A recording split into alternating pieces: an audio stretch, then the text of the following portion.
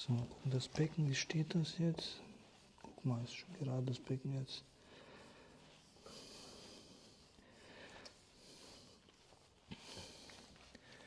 So, gucken wir mal hier nochmal.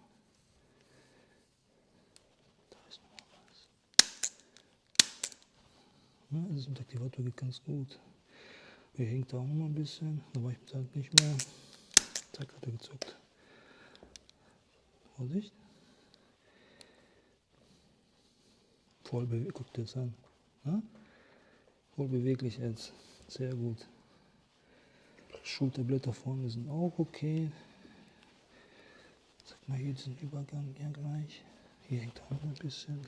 Jetzt richten. So, sehr schön, sehr schön. Sehr schön. Lass mal ein bisschen laufen. Ja, ja. Was macht ihr nicht mehr? Na?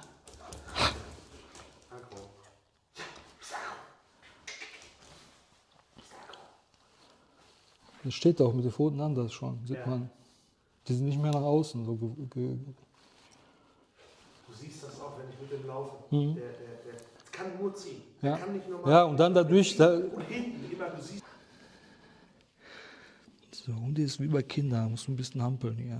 Zack, super. Sehr schön. Boah, ist so weich geworden jetzt hier, ne? Mal gucken nochmal. Letztes Mal. Super. Ja, der tut dir nichts. Er ist so weich geworden hier oben, ne? Nein, der ist fett. Ja, aber das war so richtig, Ja, war so ich richtig fest, ne? Guck mal, jetzt kannst du hier bewegen alles, ne? Prima. Sag mal, ob da noch was ist hier. Da ist noch einer. Alles gut.